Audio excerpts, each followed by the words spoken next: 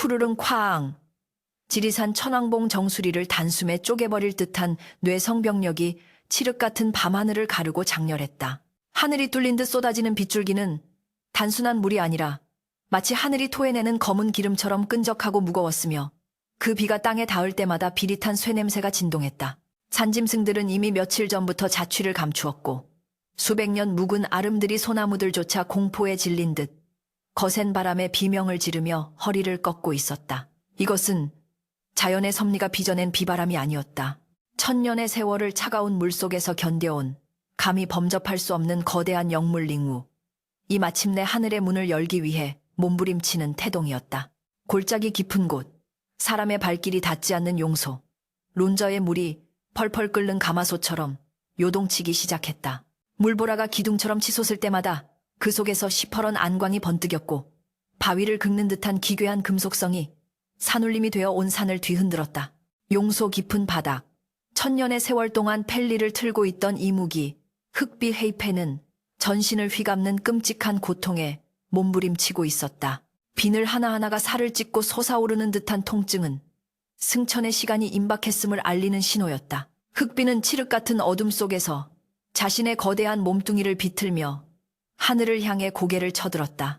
그의 몸 길이는 수십 척에 달하여 산등성 하나를 휘감고도 남았으며 흑요석처럼 빛나는 비늘은 웬만한 칼날로는 흠집조차 낼 수 없을 만큼 단단했다. 천년이다. 드디어 천년이 찼다.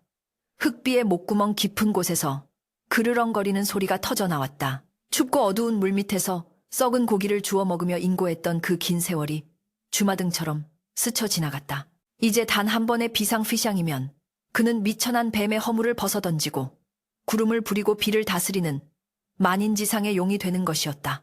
그의 심장은 터질 듯이 박동했고 탐욕스러운 눈빛은 하늘 꼭대기에 걸린 먹구름을 뚫을 듯이 이글거렸다. 산 아래 마을은 그야말로 아비규환이었다. 초저녁부터 시작된 기이한 폭풍 후에 사람들은 집이 떠내려갈까 두려워 안방 문고리를 부여잡고 벌벌 떨고 있었다. 촌장은 마을 어귀 당산나무 아래에서 비를 맞으며 제발 노여움을 거두어 달라고 하늘에 빌었으나 거센 바람은 제물로 차려놓은 돼지머리를 순식간에 날려버리고 제사상마저 엎어버렸다. 아이고 이게 무슨 날벼락인가. 산신령님이 노하셔도 단단히 노하셨어. 아낙네들은 아이들의 입을 틀어막고 이불 속으로 숨어들었고 장정들은 낫과 개미를 들고 문 앞을 지켰으나 다리만 후들거릴 뿐이었다. 하늘에서는 쉴 새 없이 번개가 내리꽂혀 마을의 밤을 대낮처럼 환하게, 아니 핏빛처럼 붉게 밝혔다. 번개가 칠 때마다 산 정상 부근에서 꿈틀거리는 거대한 그림자가 구름 사이로 언뜻 비쳤으나 사람들은 그것이 무엇인지 감히 확인하려 들지 않았다. 그것을 보는 순간 눈이 멀거나 미쳐버릴 것이라는 본능적인 공포가 그들을 지배하고 있었기 때문이었다. 그러나 이 천지개벽의 소용돌이 속에서도 태연자약한 이가 단 한 명 있었으니 바로 마을에서 가장 높은 곳, 산 중턱 절벽 끝에 위태롭게 매달린 오두막에 사는 박영감이었다. 60이 넘은 나이에 홀로 산에 들어와 약초를 캐며 사는 그는 마을 사람들 사이에서 반쯤 미친 괴짜로 통했다. 남들이 다 도망가는 호랑이 굴에 제 발로 들어가 새끼를 구경하고 나왔다느니, 도깨비와 대작을 하며 술을 마셨다느니 하는 허황된 소문의 주인공이기도 했다. 폭풍우가 오두막을 통째로 집어삼킬 듯 몰아치고 문풍지가 찢겨나갔음에도 박영감은 방 한가운데 앉아 곰방대에 담배를 꾹꾹 눌러 담고 있었다. 오늘따라 바람이 거칠구나. 귀한 손님이 오시려나 아니면 잡귀가 발광을 하는 게냐. 그는 부시도를 쳐서 담뱃불을 붙인 뒤 문을 활짝 열어젖혔다. 비바람이 들이쳐 방 안을 적셨지만 그는 눈 하나 깜짝하지 않고 어둠에 잠긴 산을 응시했다. 박영감의 오두막은 지리산의 형세가 한눈에 내려다 보이는 명당이자 흉지였다. 발밑은 천길 낭떠러지요. 머리 위는 벼락이 떨어지기 딱 좋은 돌출된 바위였다. 하지만 박영감은 그 위험한 자리를 제 집 안방처럼 편안해했다. 그는 깊게 들이마신 담배 연기를 길게 내뿜으며 번개가 칠 때마다 드러나는 용소 쪽을 유심히 살펴보았다. 저기 물 끓는 꼴 좀 보게. 올챙이 한 마리가 용이 되겠다고 용을 쓰는 모양이구먼. 그의 눈은 흐리멍텅한 노인의 것이 아니었다. 새 속의 욕망을 초월하여 사물의 본질을 꿰뚫어보는 맑고 깊은 눈동자가 번개 불빛을 받아 서늘하게 빛나고 있었다. 그는 산의 기운이 평소와 다르게 뒤틀려 있음을, 그리고 그 중심에 사악하고 탁한 기운이 뭉쳐 있음을 감지하고 있었다. 그것은 신성한 용의 기운이라기보다는 천년 동안 억눌린 원한과 집착이 뭉친 요사스러운 요기 여우치에 가까웠다. 용소의 물이 마침내 한계를 넘어서며 폭발하듯 솟구쳐 올랐다. 캬악 하는 짐승의 포효 소리와 함께 검은 물기둥 속에서 흑비의 머리가 수면 위로 튀어나왔다. 집채만 한 머리 위에는 사슴뿔 같은 것이 돋아나 있었고 입가에는 긴 수염이 바람에 흩날렸다. 그의 눈은 붉은 등을 켠 듯 흉흉한 빛을 뿜어내고 있었는데 그 안에는 세상을 향한 증오와 자신을 과시하려는 오만이 가득 차 있었다. 흑비는 긴 혀를 날름거리며 공중의 냄새를 맡았다. 비냄새, 흙냄새, 그리고 저 아래 마을에서 풍겨오는 인간들의 공포 냄새가 그의 후각을 자극했다. 두려워하라. 떨며 경배하라. 내가 곧 하늘이 될 것이다. 그는 마음속으로 외치며 거대한 몸통을 물 밖으로 끌어냈다. 비늘끼리 부딪히는 소리가 마치 수천 개의 갑옷이 부딪히는 소리처럼 웅장하게 울려 퍼졌다. 승천을 위해서는 반드시 갖춰야 할 조건이 있었다. 천년의 수양과 여의주, 그리고 가장 중요한 마지막 관문은 바로 인간의 인정이었다. 승천하는 순간 그것을 목격한 인간이 저기 용이 올라간다 라고 외쳐주어야만 비로소 완전한 용이 되어 하늘로 오를 수 있는 것이었다. 만약 뱀이 올라간다거나 이무기가 있다라고 말한다면 천년의 공들임은 물거품이 되고 다시 차가운 물속으로 추락하여 영영 뱀으로 살아가야 했다. 흑비는 이 사실을 누구보다 잘 알고 있었다. 그래서 그는 자신이 가장 위대하고 공포스러운 모습으로 현신하여 보는 이로 하여금 저절로 용이라는 말이 튀어나오게 만들 작정이었다. 그는 자신의 힘을 과시하기 위해 꼬리로 바위를 내려쳤다. 콰직 하는 소리와 함께 집채만 한 바위가 두부처럼 으깨져 나갔다. 이 정도의 힘과 위용이라면 감히 누가 나를 뱀이라 부르겠는가. 흑비는 천천히 몸을 틀어 산 중턱을 타고 오르기 시작했다.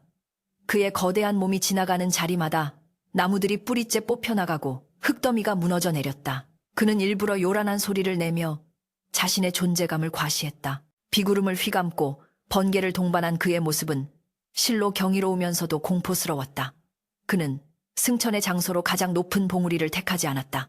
대신 인간의 눈에 가장 잘 띄는 곳, 바로 박영감의 오두막이 있는 절벽 위를 향해 방향을 잡았다. 그의 뱀 같은 눈은 이미 산 중턱에서 깜빡이는 희미한 등불 하나를 포착하고 있었다. 저기 인간이 있다. 겁없는 놈이 하나 깨어 있구나. 놈을 나의 증인으로 삼으리라. 흑비는 입가에 비릿한 미소를 머금었다. 공포에 질려 벌벌 떨며 자신을 용이라 칭송할 인간의 모습을 상상하니 벌써부터 짜릿한 전율이 흘렀다. 박영감은 오두막 마루에 걸터앉아 다가오는 검은 그림자를 바라보고 있었다. 땅이 울리고 나무가 쓰러지는 소리가 점점 가까워지고 있었지만 그는 곰방대를 털고 다시 담배를 채워 넣는 여유를 부렸다. 거참 덩치 한번 더럽게 크네. 길을 다 망가뜨리면서 오는 꼬라지하고는. 그는 혀를 찼다. 그의 눈에는 흑비의 화려한 비늘이나 위압적인 뿔이 보이는 것이 아니었다. 그 겉모습 속에 감추어진 탐욕으로 얼룩진 시커먼 영혼이 보였다. 진정한 용은 조화와 생명을 다스리며 은은한 기운을 풍기지만 지금 다가오는 저것은 파괴와 공포를 먹고 자란 괴물일 뿐이었다. 박영감은 옆에 놓인 탁주병을 들어 병째로 들이켰다. 시큼한 술 기운이 식도를 타고 흐르자 몸이 따뜻해졌다. 어디 한번 와보거라. 내 놈이 용인지 지렁이인지 내 두 눈으로 똑똑히 봐줄 테니. 비바람은 절정을 향해 치닫고 있었다. 번개가 칠 때마다 흑비의 거대한 실루엣이 산 능선을 따라 꿈틀거리는 모습이 선명하게 드러났다. 그 모습은 마치 산맥 자체가 살아 움직이는 듯한 착각을 불러일으킬 정도였다. 마을 사람들은 그 엄청난 기운에 눌려 숨조차 제대로 쉬지 못하고 기절하거나 실성한 듯 비명을 질러댔다.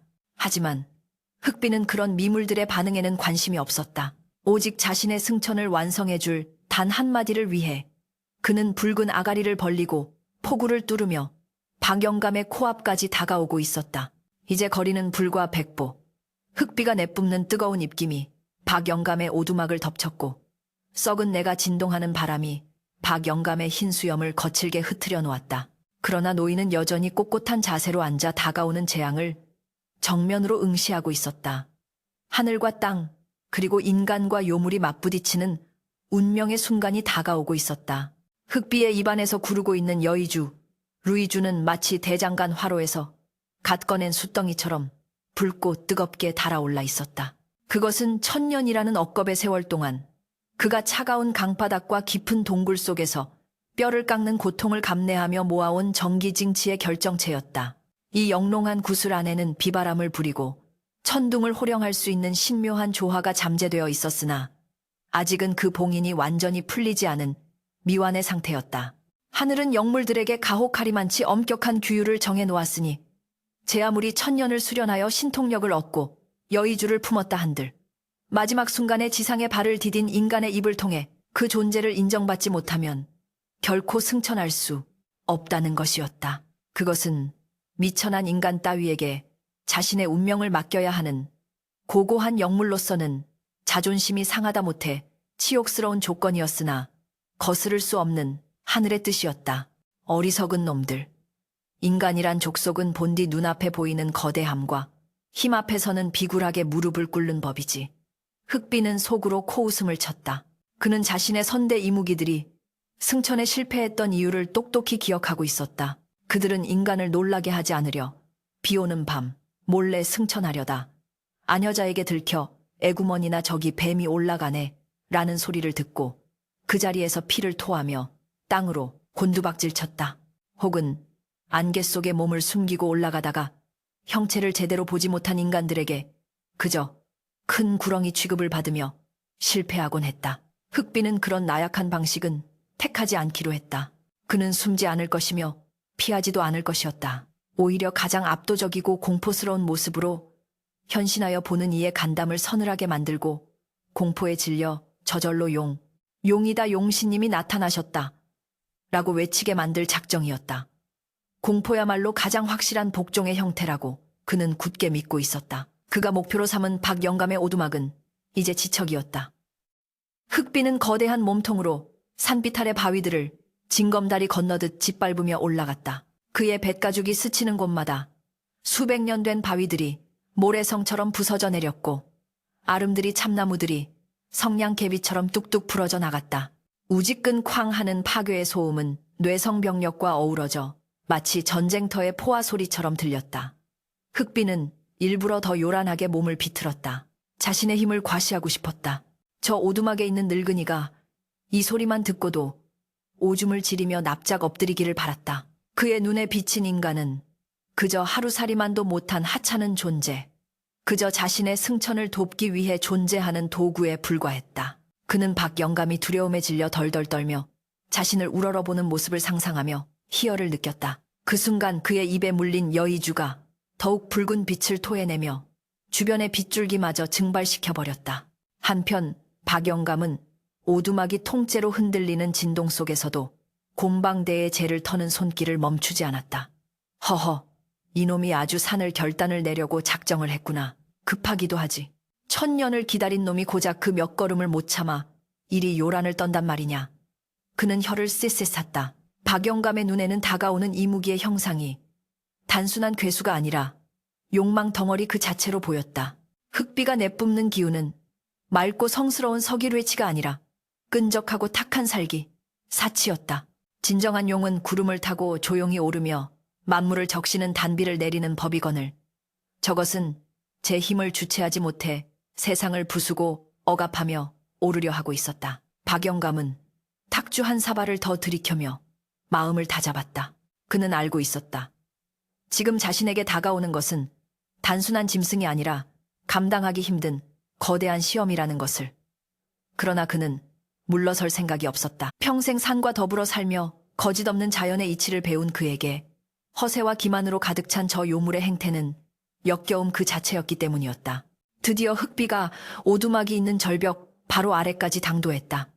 그는 벨리를 틀어 상체를 꼿꼿이 세웠다. 그 높이가 오두막 지붕을 훨씬 넘어섰기에 박영감이 앉아있는 방문 앞에는 거대한 그림자가 드리워졌다. 쿠르릉 번개가 흑비의 등 뒤에서 번쩍이자 역광을 받은 그의 모습은 마치 지옥에서 기어 올라온 악마처럼 거대하고 흉물스러웠다. 비늘 하나가 박영감의 밥상만 했고 날카로운 발톱은 쇠갈퀴처럼 번들거렸다. 흑비는 천천히 고개를 숙여 방문을 통해 박영감을 들여다보았다. 그의 얼굴 크기만으로도 방 입구를 꽉 채울 지경이었다.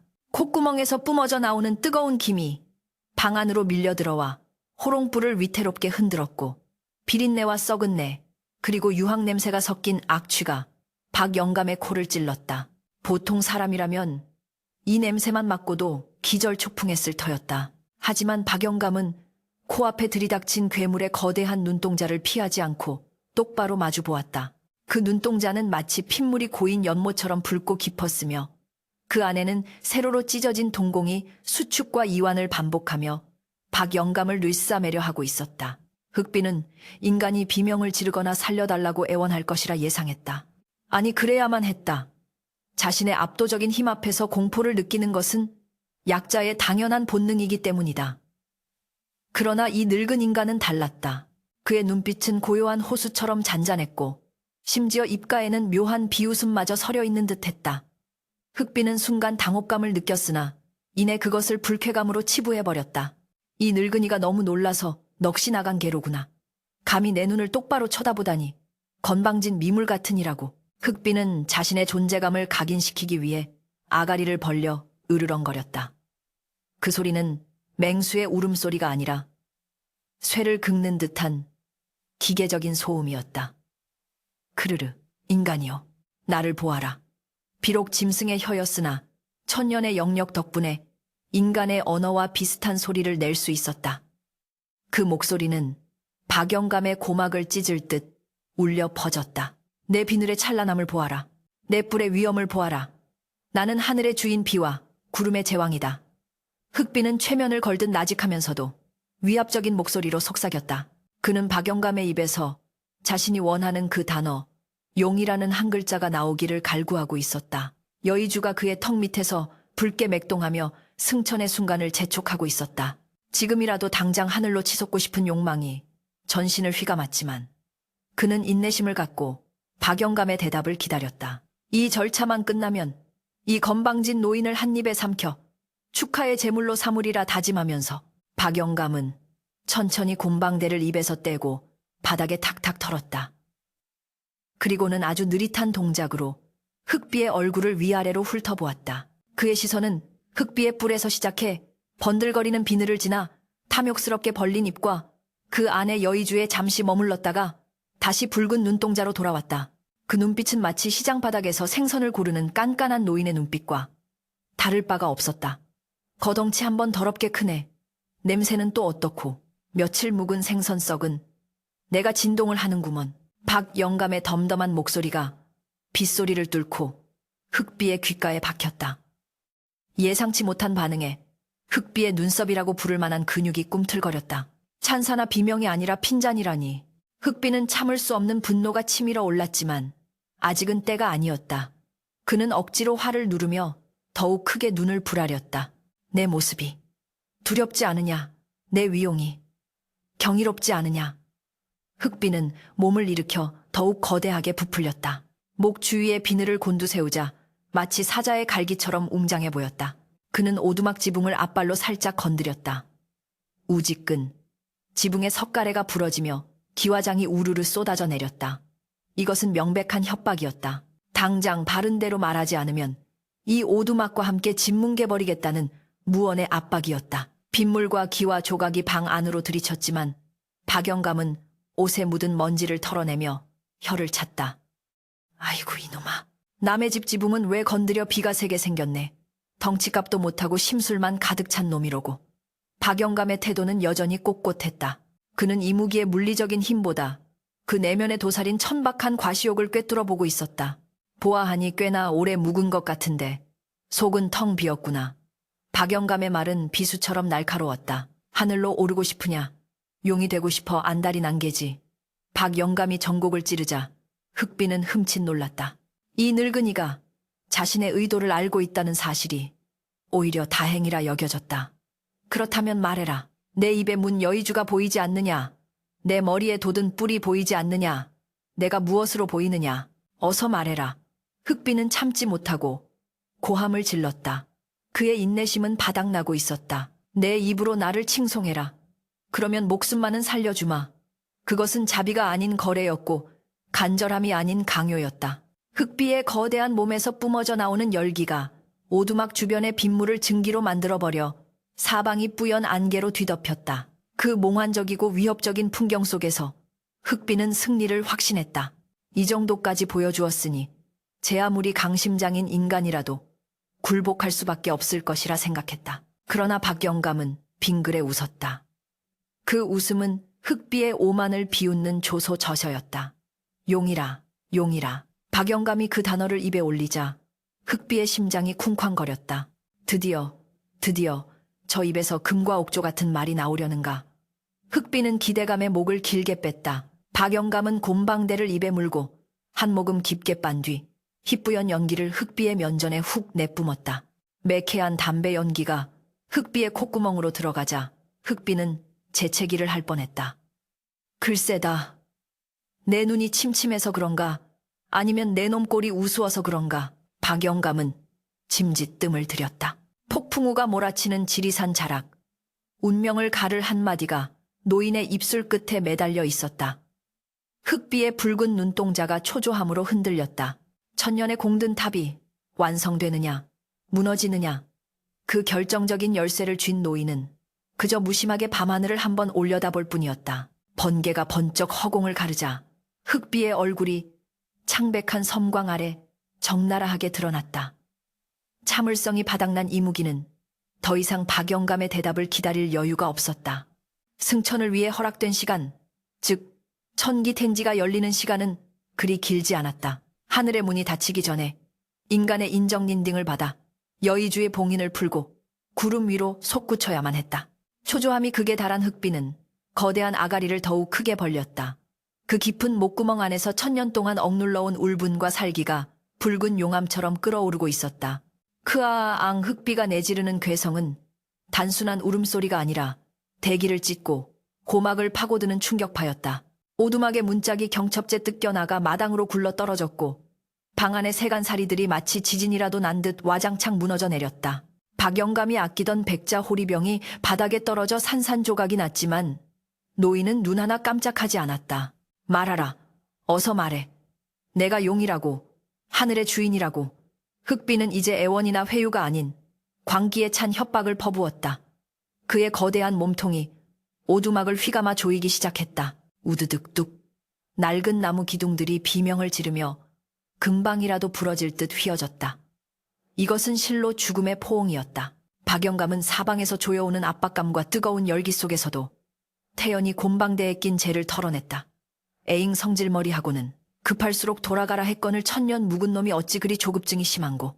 박영감의 목소리는 작았으나 기이하게도 그 엄청난 굉음 속에서도 또렷하게 들려왔다. 그것은 산전수전 다 겪은 노인의 배심에서 나오는 소리이자 자연의 이치를 깨우친 자만이 가질 수 있는 흔들리지 않는 평정심이었다. 흑비는 자신의 힘이 통하지 않는 이 늙은 인간에게 형용할 수 없는 공포를 느꼈다.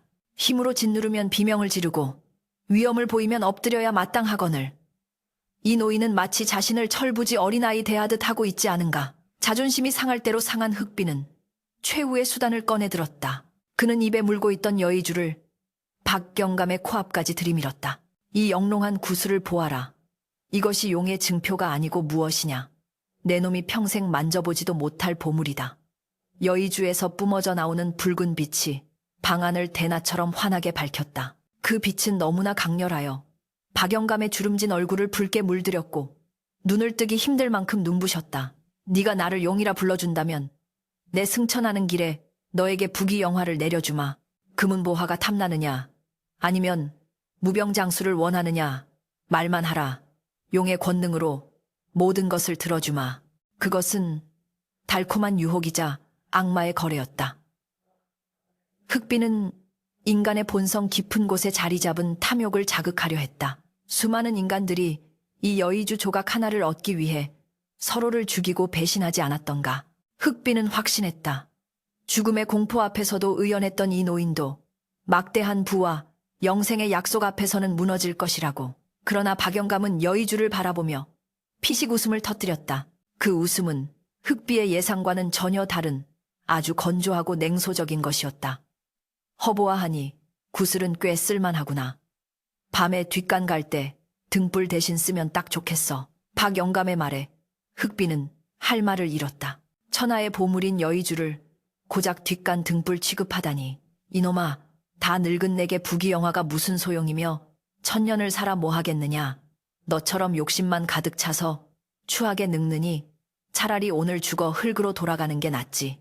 박영감은 자리에서 벌떡 일어났다. 그의 작은 체구에서 뿜어져 나오는 기세는 놀랍게도 집채만 한 이무기를 압도하고 있었다. 그는 곰방대를 들어 흑비의 미간을 가리켰다. 내 놈은 아직 모르는구나. 용이 된다는 것은 힘을 자랑하고 재물을 뿌리는 것이 아니다. 마른 땅에 비를 내리고 거친 파도를 잠재우며 묻 생명들을 굽어 살피는 인의 련리가 있어야 비로소 용이라 불리는 게야.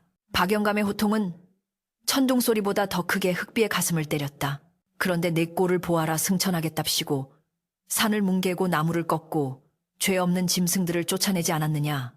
네가 지나온 자리에 피비린 내가 진동을 하는데 그것이 어찌 용의 행차라 할 수 있겠느냐. 흑비는 반박하려 했으나 입이 떨어지지 않았다. 박영감의 말 구구절절이 뼈를 때리는 진실이었기 때문이었다. 하지만 그는 인정할 수 없었다. 아니, 인정해서는 안 되었다. 여기서 물러서면 천년의 세월이 물거품이 된다. 그는 이성을 잃고 발악했다. 닥쳐라. 닥쳐 내까짓 미물이 감히 하늘의 뜻을 논하느냐. 흑비는 꼬리를 들어 올려 오두막 옆에 서 있던 천년 묵은 소나무를 내리쳤다. 과직하는 소리와 함께 아름드리 소나무가 반으로 쪼개져 나갔다. 보았느냐. 내 힘을 나는 파괴할 수도 있고 살릴 수도 있다. 나는 신이다. 당장 나를 경배해라. 그렇지 않으면 이 오두막과 함께 내 놈을 가루로 만들어주마. 폭우는 더욱 거세져 이제는 앞이 보이지 않을 지경이었다. 흑비의 몸에서 뿜어져 나오는 열기와 빗물이 만나 피어오른 수증기가 오두막 주변을 하얗게 감쌌다. 그 속에서 흑비의 두 눈은 광기로 번들거렸다. 그는 정말로 오두막을 뭉개버릴 기세로 몸을 비틀었다. 뼈가 으스러지는 듯한 압박감이 박영감을 덮쳤다. 하지만 노인은 그 와중에도 흔들림 없이 흑비의 눈을 쏘아보았다. 그의 눈빛에는 연민과 경멸이 동시에 서려 있었다. 껍데기만 컸지. 속은 밴댕이 소갈딱지보다 좁구나. 내 놈이 정녕 내 입에서 나오는 말을 듣고 싶은 게냐. 박영감이 낮게 으르렁거렸다. 흑비는 순간 멈칫했다. 박영감의 분위기가 달라졌다. 방금 전까지의 비웃음이나 호통과는 다른 무언가 결정적인 판결을 내리려는 재판관의 엄숙함이 느껴졌기 때문이었다. 흑비는 본능적으로 직감했다. 이제 곧 운명이 결정된다. 그는 침을 꿀꺽 삼켰다. 목구멍이 타들어가고 심장이 터질 듯 요동쳤다. 그래, 말해라. 어서 말해. 내가 무엇이냐. 내 모습이 정령용으로 보이지 않느냐. 흑비의 목소리가 미세하게 떨렸다. 그것은 공포와 기대가 뒤섞인 처절한 절규에 가까웠다. 그는 최대한 눈을 크게 뜨고 뿔을 꼿꼿이 세우며 비늘 하나하나에 빛을 모으려 애썼다. 제발, 제발, 용이라고 말해다오. 박영감은 천천히 한숨을 내쉬었다. 그 한숨 속에 담배 연기가 길게 섞여 나와 빗줄기 사이로 흩어졌다. 그는 하늘을 한번 올려다보았다. 먹구름 사이로 간간히 비치는 달빛은 흑비의 요기에 가려 희미하기만 했다. 하늘이시여, 굽어 살피소서. 제 눈에 보이는 대로, 제 마음에 비치는 대로 고하겠나이다. 박영감은 잠시 눈을 감고 마음을 정돈했다. 그의 머릿속에 지난 세월 산에서 보아온 수많은 뱀들의 모습이 스쳐 지나갔다. 땅을 기어다니며 개구리를 잡아먹고 독을 품고 혀를 날름거리는 그 징그러운 모습들. 그리고 지금 눈앞에 있는 거대한 괴물. 덩치만 커졌을 뿐 그 본질은 그들과 다를 바가 없었다. 아니, 오히려 힘을 얻어 더욱 오만하고 사악해진 흉물일 뿐이었다. 이복의 덩치 큰 친구. 박영감이 마침내 입을 열었다. 흑비는 숨을 멈추고 귀를 기울였다. 세상의 모든 소리가 멈춘 듯 고요해졌다. 빗소리도 바람소리도 들리지 않고 오직 박영감의 입술이 움직이는 소리만이 흑비의 뇌리를 가득 채웠다. 내가 그렇게 듣고 싶어 하니 내 똑똑히 말해주마. 박영감은 곰방대 끝으로 흑비의 콧잔등을 툭 쳤다. 그것은 마치 못된 강아지를 꾸짖는 듯한 동작이었다. 그리고 이어지는 그의 말은 지리산의 모든 계곡을 얼어붙게 만들 만큼 차갑고 단호했다. 내 눈에는 말이다. 박영감은 뜸을 들였다. 흑비의 동공이 극도로 수축되었다. 시간은 영겁처럼 늘어졌다. 흑비는 입안에 여의주를 굴리며 환희에 찬 비상을 준비했다. 용이라는 단어가 나오는 순간 하늘로 솟구쳐 오르리라. 구름을 뚫고 뇌성을 울리며 내가 용임을 세상에 선포하리라. 그의 근육이 잔뜩 긴장하며 튀어오를 준비를 마쳤다. 그러나 박영감의 입에서 나온 말은 흑비의 기대를 산산조각내는, 아니 그의 영혼마저 파괴해버리는 잔혹한 한마디였다. 내 눈에는 그저 박고랑을 망치는 징그러운 긴 뱀 한 마리만 보이는구나. 그 순간 세상이 멈추었다. 흑비의 붉은 눈동자에 믿을 수 없다는 경악이 서렸다. 뭐라고? 그가 되물으려 했으나 목소리가 나오지 않았다. 박영감은 떼기를 박듯 다시 한번 큰 소리로 외쳤다. 에잉 징그러워라. 웬 구렁이 놈이 이리도 크단 말이냐. 썩 꺼지지 못할까. 이 흉측한 뱀놈아. 박영감의 일갈이허 은천둥보다 더 큰 울림이 되어 흑비의 전신을 강타했다. 그것은 단순한 욕설이 아니었다. 천지신명에게 고하는 증언이자 사악한 요물의 정체를 폭로하는 심판의 주문이었다. 말예네는 주술적인 힘이 있어 한번 뱉어지면 돌이킬 수 없는 법. 천년의 기다림, 그 간절했던 소망이 뱀이라는 단어 하나에 갇혀버리는 순간이었다. 흑비의 입에 물려있던 여의주에서 파직하는 소리가 들렸다. 영롱하게 빛나던 붉은 빛이 순식간에 탁하게 변하더니 검은 연기를 내뿜으며 식어가기 시작했다. 동시에 흑비의 거대한 몸통을 감싸고 있던 신비로운 서기도 거짓말처럼 흩어졌다. 하늘을 뒤덮었던 먹구름이 소용돌이치며 흑비를 거부하듯 밀어내기 시작했다. 안 돼, 안 돼! 거짓말이다! 나는 용이다! 나는 용이란 말이다! 흑비는 절규하며 하늘로 솟구치려 했다. 그러나 그의 몸은 천근만근 무거워져 있었다. 하늘의 문이 굳게 닫히며 그를 향해 내려오던 승천의 동아줄이 끊어져 버린 것이다. 크아악 흑비는 고통스러운 비명을 질렀다. 비늘 사이사이에서 시뻘건 피가 뿜어져 나왔다. 승천에 실패한 이무기가 겪어야 할 형벌, 즉 주화인마 저호루모가 시작된 것이다. 그의 몸 안에서 들끓던 용의 기운이 갈 곳을 잃고 폭주하며 그의 내장을 파괴하고 뼈를 뒤틀었다. 내 이놈 내 놈이 나를 망쳤다. 죽여버리겠다. 흑비는 마지막 발악으로 박영감을 향해 달려들었다. 그러나 이미 그의 몸은 말을 듣지 않았다. 공중으로 치솟으려던 상반신이 힘없이 꺾이며 거대한 머리가 땅으로 곤두박질치기 시작했다. 박영감은 그 처절한 추락을 싸늘한 눈빛으로 내려다보고 있었다. 크아악 내 몸이 왜 이러느냐. 흑비의 처절한 비명이 지리산 골짜기를 뒤흔들었다. 박영감의 입에서 떨어진 뱀이라는 한마디는 단순한 음성 신호가 아니라 천년 동안 쌓아 올린 흑비의 영적 링더 근간을 송두리째 무너뜨리는 파괴의 주문 주문과도 같았다. 하늘을 향해 치솟던 거대한 몸뚱이는 보이지 않는 거대한 손에 의해 멱살을 잡힌 듯 허공에서 뚝 멈춰섰고 이내 무시무시한 속도로 땅을 향해 곤두박질치기 시작했다. 승천을 거부당한 이무기에게 내려지는 형벌은 죽음보다 더 가혹한 석화시화의 저주였다. 비늘 사이사이로 흐르던 붉은 피가 순식간에 차갑게 식으며 딱딱한 돌가루로 변해가기 시작했고 유연하게 꿈틀거리던 근육은 마비된 듯 뻣뻣하게 굳어져 갔다. 흑비는 필사적으로 몸을 비틀어 다시 하늘로 날아오르려 했으나 굳어가는 몸은 납덩이처럼 무거워져 중력의 법칙을 거스를 수 없었다. 안 돼. 나는 용이다. 나는 하늘의 주인이야. 이따위 늙은이의 헛소리에 내가 무너질 순 없어. 그는 악을 쓰며 발버둥쳤지만 그것은 추락하는 새의 날개짓처럼 허망할 뿐이었다. 쿵쿠르릉쾅. 거대한 굉음과 함께 흑비의 몸통이 산 중턱의 안반 위로 떨어져 내렸다. 그 충격으로 지리산 전체가 지진이 난 듯 요동쳤고 수백 년 된 바위들이 산산조각이나 튀어올랐다. 흑비가 떨어진 곳은 공교롭게도 박영감의 오두막 바로 앞마당이었다. 집채만 한 머리가 오두막을 덮칠 듯이 코앞에 처박혔고 그 바람에 일어난 거대한 먼지 구름이 오두막을 집어삼켰다. 콜록콜록 먼지 구름 속에서 박영감은 옷소매로 코를 막으며 휘청거렸다. 흑비의 거친 숨소리가 바로 귓가에서 들려왔다. 내 이놈, 내 이놈. 흑비는 아직 숨이 붙어 있었다. 아니, 죽어가는 고통 속에서도 원한만은 끈질기게 살아남아 그를 괴롭히고 있었다. 흑비는 깨진 턱을 억지로 벌려 박영감을 향해 고개를 쳐들었다. 그의 붉은 눈동자는 이제 탁한 흑빛으로 변해가고 있었지만 그 안에 담긴 살기사치는 여전했다. 감히 나를 뱀이라 불러 내 천년의 공들임을 내 놈 주둥이 하나로 망쳐. 흑비는 마지막 남은 힘을 짜내어 박영감을 한 입에 삼키려 했다. 날카로운 이빨이 박영감의 머리 위로 덮쳐왔다. 그러나 그 순간 기이한 현상이 벌어졌다. 쩍 벌린 흑비의 아가리가 끼기치 하는 소름 끼치는 소리를 내며 그 상태 그대로 굳어지기 시작한 것이다. 턱관절이 돌로 변해 더 이상 움직이지 않았고 박영감을 삼키려던 붉은 혀 역시 시멘트처럼 딱딱하게 굳어 공중에 멈춰버렸다.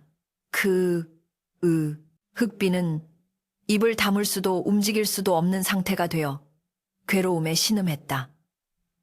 석화는 꼬리 끝에서부터 시작되어 무서운 속도로 머리를 향해 올라오고 있었다. 검고 윤기나던 비늘은 회색빛 화강암으로 변해버렸고 꿈틀거리던 몸통은 거칠고 투박한 바위 능선이 되어 땅에 뿌리를 내리고 있었다. 살아있는 생명체가 순식간에 무생물인 돌로 변하는 과정은 실로 끔찍하고도 기괴한 광경이었다. 뼈가 돌로 바뀌고 피가 흙으로 바뀌는 고통은 상상을 초월하는 것이었으나 흑비는 이제 비명조차 지를 수 없었다. 성대가 이미 돌로 굳어버렸기 때문이었다. 박영감은 곰방대를 든 채 그 참혹한 광경을 지켜보고 있었다. 그의 눈빛은 차가웠으나 그 이면에는 일말의 안타까움이 서려 있었다. 극후 욕심이 과하면 화를 부른다 했거늘.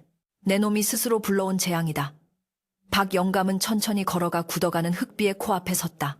불과 몇 분 전까지만 해도 세상을 호령할 듯 위세를 떨치던 괴물은 이제 꼼짝달싹 못하는 돌덩이가 되어 노인의 눈치를 살피는 꼴이 되었다. 흑비의 눈동자만이 아직 완전히 굳지 않아 필사적으로 대굴대굴 구르고 있었다. 그 눈빛은 박영감에게 제발 살려달라. 다시 한 번만 기회를 달라고 애원하는 듯 했다. 하지만 박영감은 고개를 저었다. 이미 늦었다. 하늘의 문은 닫혔고 땅이 너를 불렀으니 이제 내 자리는 하늘이 아니라 이 땅바닥이다. 그때 흑비의 입안에서 굴러다니던 여의주가 툭 하고 밖으로 튀어나왔다. 한때 붉은 빛을 내뿜으며 천지의 조화를 부리던 영물은 이제 빛바랜 회색 돌멩이가 되어 박영감의 발치에 굴러떨어졌다. 그 돌멩이에는 금이가 있었고 더 이상 아무런 기운도 느껴지지 않았다. 흑비의 시선이 그 돌멩이를 쫓았다. 자신의 모든 것이었던 여의주가 그저 길바닥의 잡석처럼 변해버린 것을 본 순간 흑비의 눈동자에서 마지막 절망의 빛이 꺼져갔다. 그와 동시에 흑비의 눈동자마저 파삭하는 소리와 함께 돌로 변해버렸다. 이제 그는 완벽한 바위가 되었다. 거대한 아가리를 벌린 채 하늘을 원망하듯 치켜뜬 눈, 그리고 고통으로 일그러진 표정까지 모든 것이 생생하게 조각된 거대한 뱀 모양의 바위산이 탄생한 것이다. 흑비가 완전히 돌로 변하자마자 거짓말처럼 하늘의 기운이 바뀌었다. 며칠 밤낮으로 지리산을 휘감고 있던 검은 먹구름이 순식간에 흩어지기 시작했다. 뇌성병력은 뚝 그치고 억수같이 쏟아지던 빗줄기도 멈췄다. 구름 사이로 둥근 보름달이 모습을 드러내며 은은한 달빛이 갓 태어난 거대한 뱀바위 위로 쏟아져 내렸다. 달빛을 받은 뱀바위는 흉물스럽기보다는 처연하고 슬픈 자태를 뽐내고 있었다. 빗물에 젖은 바위 표면이 달빛에 반짝이자 마치 흑비가 흘리는 회한의 눈물처럼 보였다. 사나운 폭풍우가 지나간 자리에는 정막만이 감돌았고 오직 풀벌레 소리만이 다시 깨어나 산속의 고요를 채우기 시작했다. 박영감은 발치에 떨어진 여의주, 아니 이제는 돌멩이가 된 그것을 주워들었다. 차갑고 거친 감촉이 손바닥에 전해졌다. 천년을 공들여 얻은 것이 고작 이 돌멩이 하나라니. 허망하고 또 허망하도다. 그는 씁쓸한 표정으로 돌멩이를 만지작거렸다. 만약 흑비가 조금만 더 겸손했더라면, 힘을 과시하기보다 덕을 쌓았더라면 박영감의 입에서 용이라는 말이 나왔을지도 모를 일이었다. 하지만 흑비는 겉모습에만 치중하여 정작 중요한 마음을 닦지 못했고 그 오만이 결국 자신을 영원히 땅에 묶어버리는 족쇄가 된 것이었다. 박영감은 손에 든 돌멩이를 힘껏 멀리 던져버렸다. 돌멩이는 포물선을 그리며 날아가 깊은 계곡 아래로 사라졌다. 가라. 가서 다시는 헛된 꿈 꾸지 말고 자연의 일부로 흙이나 되거라. 박영감은 옷에 묻은 먼지를 털어내고 다시 오두막 마루에 걸터 앉았다. 집은 반파되어 꼴이 말이 아니었지만 그는 개의치 않았다. 어차피 집이야. 다시 고치면 그만이었다. 그는 품에서 쌈지를 꺼내 다시 곰방대에 담배를 채워 넣었다. 탁탁 부시돌 치는 소리가 맑은 밤 공기를 갈랐다. 하얀 담배 연기가 피어올라 달빛 속으로 흩어졌다. 그는 눈앞에 우뚝 솟은 거대한 뱀 바위를 바라보며 깊은 생각에 잠겼다. 저 바위는 앞으로 수천 년, 아니 수만 년 동안 이 자리를 지키며 오가는 사람들에게 경계가 될 것이다. 겉만 번지르르하고 속은 빈 강정이 어떤 최후를 맞이하는지, 말 한마디가 얼마나 무거운 업보를 낳는지 보여주는 살아있는 증거가 될 것이다. 마을 사람들은 폭풍우가 멈추고 날이 개자 하나둘씩 밖으로 나왔다. 그들은 산 중턱에 새로 생긴 기이한 바위를 보고 입을 다물지 못했다. 저게 뭔가 꼭 뱀처럼 생겼는데 어제 그 난리를 치던 이무기가 저렇게 된 건가? 사람들은 두려움 반, 호기심 반으로 웅성거렸다. 개 중에는 용감한 몇몇이 횃불을 들고 산을 오르기 시작했다.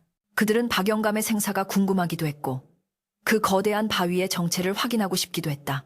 산길은 엉망이 되어 있었지만 그들은 흙비가 휩쓸고 지나간 자국을 따라 어렵지 않게 오두막까지 다다를 수 있었다. 그리고 그곳에서 그들은 믿을 수 없는 광경을 목격했다.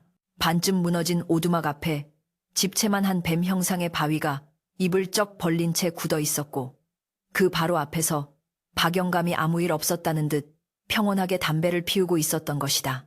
영감님 괜찮으십니까? 이게 도대체 무슨 조화입니까?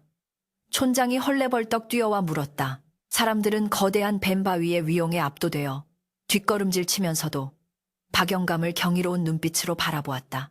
박영감은 천천히 고개를 돌려 그들을 바라보았다. 그의 표정은 여느 때와 다름없이 무덤덤했다. 별일 아니네. 그냥 욕심 많은 뱀 한 마리가 돌이 되었을 뿐이야. 박영감의 짧은 대답은 사람들의 가슴에 깊은 파문을 일으켰다. 그들은 본능적으로 깨달았다. 이 노인이 그 무시무시한 괴물을 물리쳤다는 것을, 그리고 이 바위가 단순한 돌덩이가 아니라는 것을. 촌장은 떨리는 손으로 바위를 가리켰다. 그럼 이 바위는 그 이묵이란 말입니까? 박영감은 고개를 끄덕이며 곰방대로 바위를 가리켰다. 그래, 용이 되고 싶어 안달하다가 제풀에 지쳐 굳어버린 놈이지. 앞으로 이 산의 명물 노릇이나 톡톡히 하겠구먼. 사람들은 뱀바위 주위를 돌며 구경하기 시작했다. 가까이서 보니 바위 표면의 무늬가 정말 뱀의 비늘처럼 정교했고 벌린 입속에 이빨 모양까지 선명하게 남아있었다. 그 사실적인 모습에 사람들은 소름이 돋았다. 이것 봐. 눈알도 있어. 꼭 살아서 우릴 쳐다보는 것 같아. 한 청년이 바위의 눈 부분을 가리키며 말했다. 정말로 바위의 눈은 묘하게 생동감이 있어 보는 각도에 따라 슬퍼 보이기도 하고 화난 것처럼 보이기도 했다.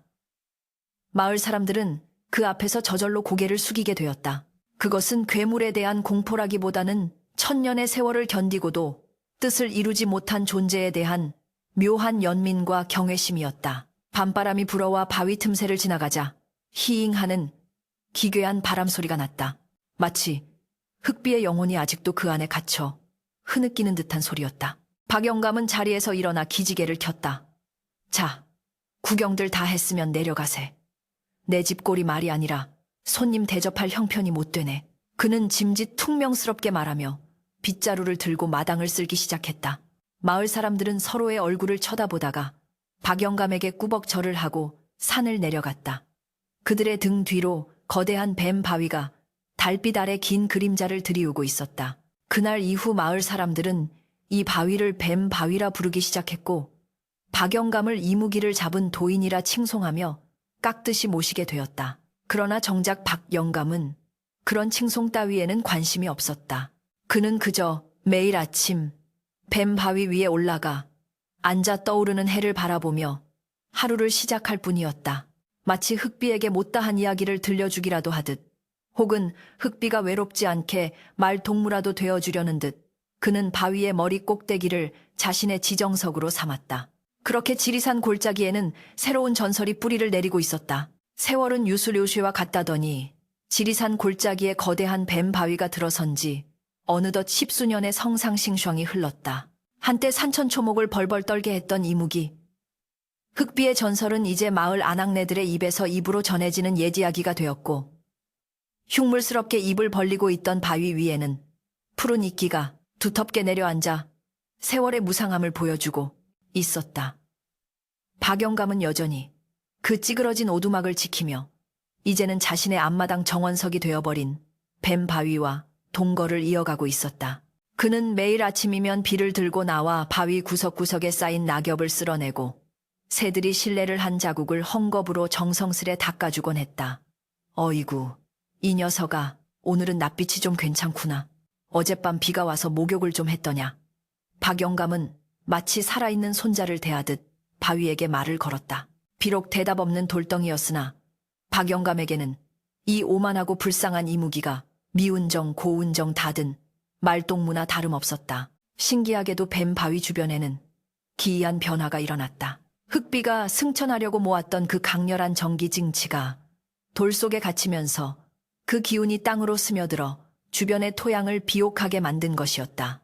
바위 틈새와 주변 흙에서는 평소 보기 힘든 귀한 약초들이 우후죽순으로 자라나기 시작했다. 산삼보다 귀하다는 천년초가 바위의 비늘 틈에서 꽃을 피웠고 바위 아래 고인 물은 피부병을 낫게 하는 영험한 약수가 되었다. 허허, 살아서는 남을 해치더니 죽어서야 비로소 남을 이롭게 하는구나. 내 놈이 진작 이런 마음을 먹었더라면 벌써 용이 되어 구름 위를 놀았을 것을. 박영감은 바위 틈에서 자란 약초를 캐며 혀를 찼다. 마을 사람들은 몸이 아프거나 근심이 생기면 뱀 바위를 찾아와 기도를 올리고 약수를 떠갔다.